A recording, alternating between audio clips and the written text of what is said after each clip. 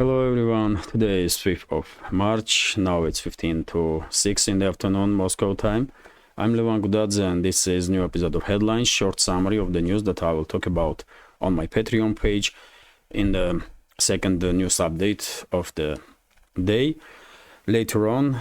And well, there is quite a number of headlines that I like to share with you, quite interesting ones, but first of all let me share with you this somewhat breaking news for this moment.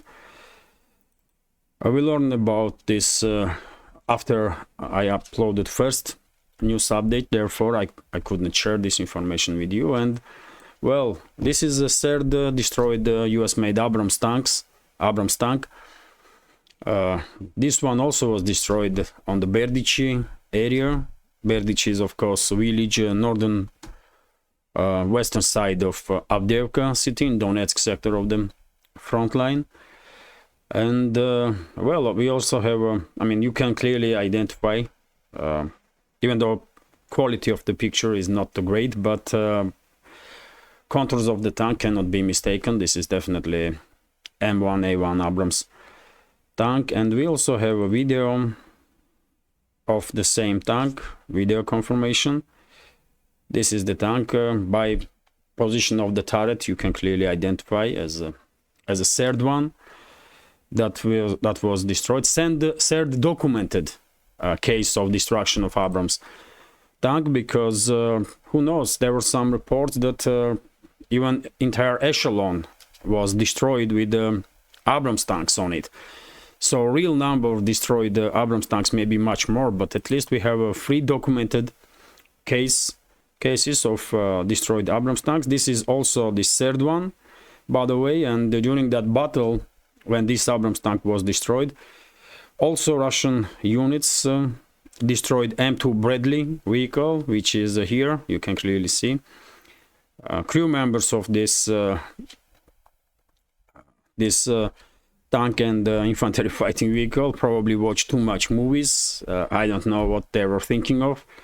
They went on the offensive, and both these machines were knocked out and destroyed. And by the way, this is first documented destroyed Abrams. You can clearly identify it as Abrams. This is second one, this one here, and well, this is third. So Abrams tanks are burning and are destroyed in a very same way that any other tank on the battlefield before them. And also, before I go through the headlines, I will share with you this video information about destruction of Russian patrol boat in the Black Sea. Unfortunately, Kiev regime did manage to conduct successful maritime drone strike on Russian patrol boat, and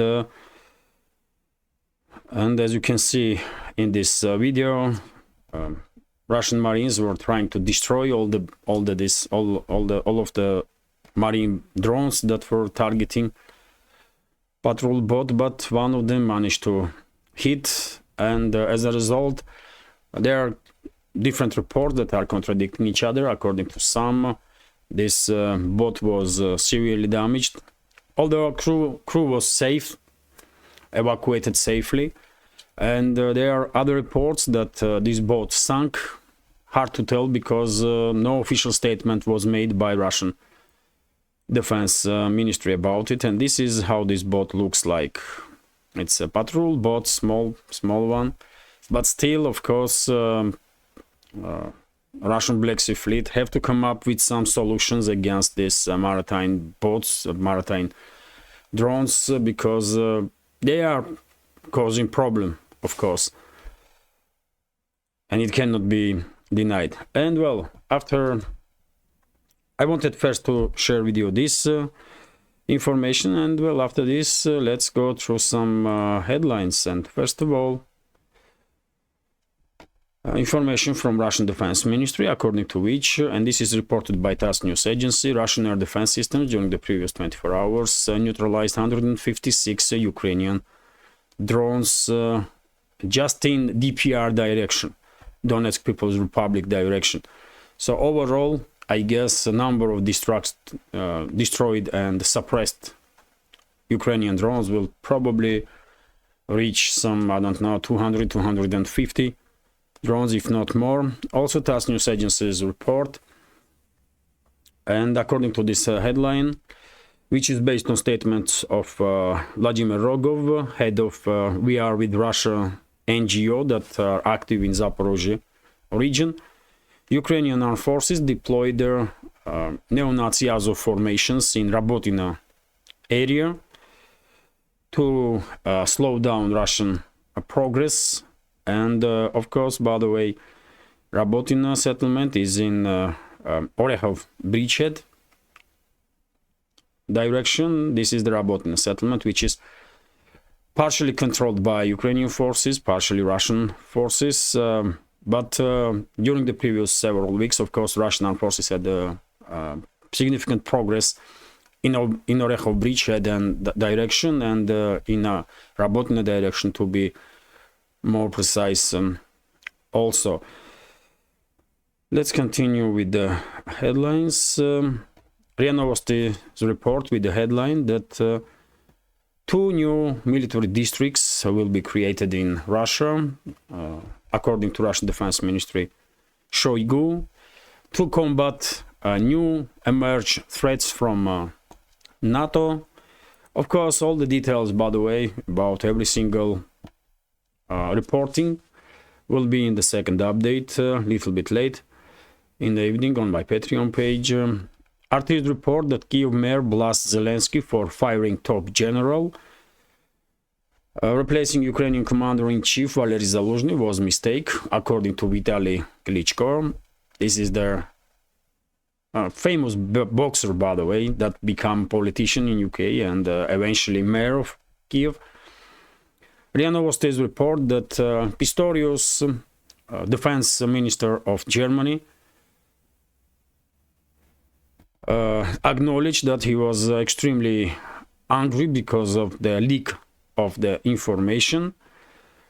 And of course, in this case, we are talking about recent leak that was published by Margarita Simonyan, editor-in-chief of Russia Today, about conversation of high-ranking German military officers.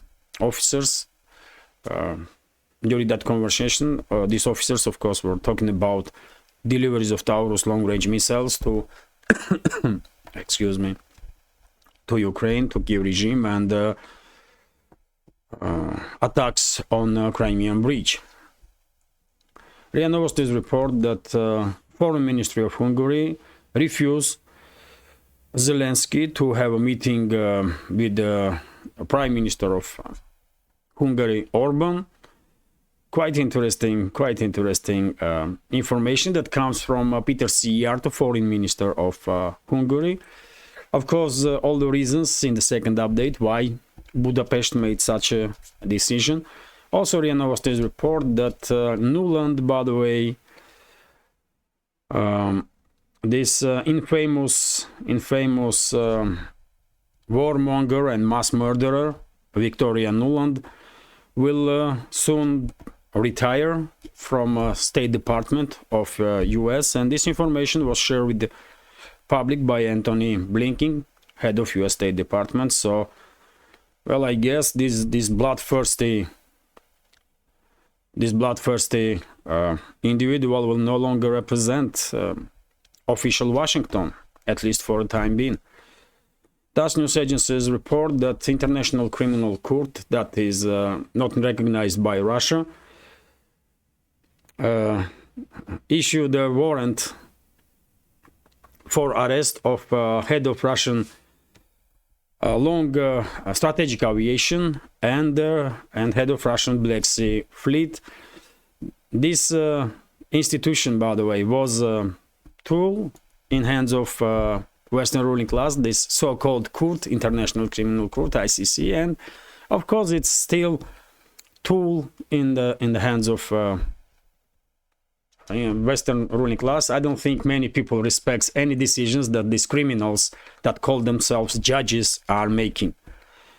And one day all of them will be prosecuted, I hope so, because they are criminals and should be prosecuted by real court and real judges. RIA Novosti's report that Russian military-industrial complex will prolong the lifespan of AN-124 transport planes. Right now, these transport planes are biggest ones that are operational in the world. And well, previously there was idea to prolong lifespan of these planes by modernizing them and equipping by modernized engines for 20 years, but the decision was made to prolong the lifespan of these planes for 45 years, which is well, quite substantial. Interfax is reporting with the headline that EU wants to increase its military capabilities to be less dependent on US. Quite strange and ironic news. EU member states that effectively demilitarized themselves by supplying Kyiv regime with more and more weapon systems and munition, now are worrying that they are too dependent on Washington to defend themselves. Okay, man, these so-called elites in the West, including in the EU member states, are really something else. TASS news agencies report that according to statement of Maria Zakharova, official representative of Russian Foreign Ministry, if Germany repels forces Russian journalists to flee country, then Russian side will react immediately, and German journalists in Russia will leave the country. Also, Russian side will react immediately on such a development, and there is a risk, and there is a talks, by the way, in Germany to force out Russian journalists. That's a freedom of speech in the Western understanding when they are trying to silence journalists, and same time, very same people that are trying to suppress Russian journalists will talk about freedom of speech in other countries. That's also kind of irony of our times. RIA Novosti's report that the wife of former US President Barack Obama made a statement that she has no plans, Michelle Obama, by the way, made a statement that she has no plans to run for presidency as a candidate from Democrats. Okay, this is her position now, but well, I would not rule out that she will have some change of mind sometime in the future, in a month or 2 months time. Let's see. Kommersant newspaper is reporting that China, by the way, no longer in Chinese new budget, there is no longer segment for peaceful reunification with the Taiwan. This sentence was replaced, peaceful reunification, which is quite interesting. Media outlets worldwide paid attention to this. It might have some importance, undoubtedly. TASS news agencies report that Russia and China are planning to put a nuclear reactor on the moon for 2033 or 2035. Well, quite interesting. I guess both sides will work together on some moon missions and programs. And finally, RT's report that BRICS is about to create blockchain-based payment system, according to Putin's aide. So yes, all the details, of course, dear friends, about these topics in my second update on Patreon. If you are interested, please consider to subscribe. It will be great support for my work and this small media project. Of course, link is in the description box and in the pinned comment. I will end this video now. Have a great day and take care.